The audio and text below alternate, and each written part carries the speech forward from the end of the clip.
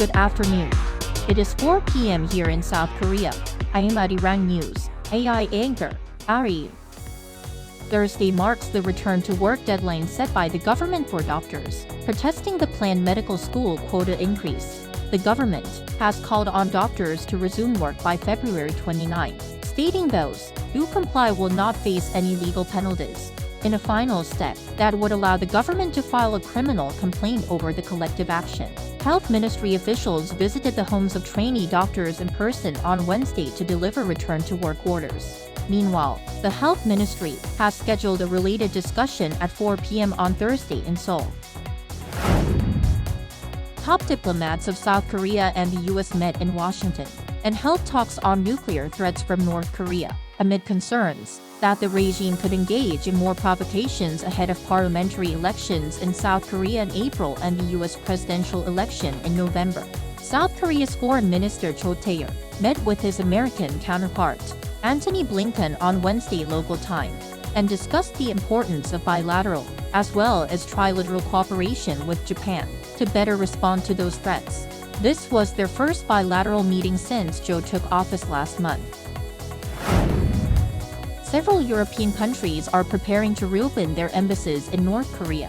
All European nations with embassies in Pyongyang withdrew from their posts in early 2020, as the North began closing up its border due to the COVID-19 pandemic, according to a Reuters report on Wednesday. Britain's Foreign, Commonwealth and Development Office is discussing plans with the North Korean embassy in London for technical and diplomatic delegation to visit Pyongyang. Sweden's special envoy for the Korean Peninsula said there had been some progress regarding his return to Pyongyang, as the German Foreign Ministry said that it will begin inspecting their embassy before its ambassador returns.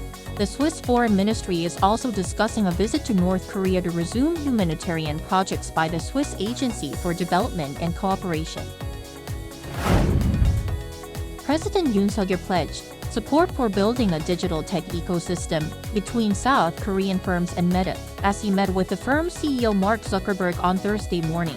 Song Tae-yoon, Yoon's policy secretary, said the meeting took place for roughly half an hour at the Yongsan presidential office, with the discussion mostly focusing on future tech cooperation in cutting-edge areas like artificial intelligence and high-performance chips.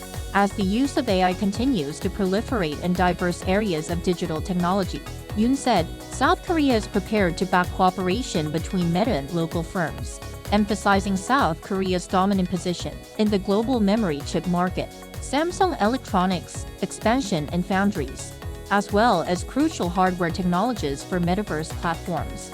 Yoon said they can play a crucial role in forming an open, innovative ecosystem with global big tech firms and various governments.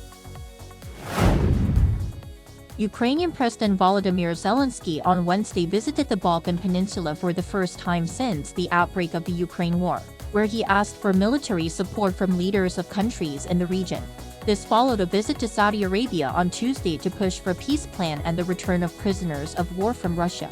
Meanwhile, at the European Parliament, EU President Ursula von der Leyen proposed using profits from frozen Russian assets to buy military supplies for Ukraine. She urged the EU to do more on defense policy, adding that the threat of war for the EU may not be imminent, but it is not impossible. That is all for today. Thanks for watching.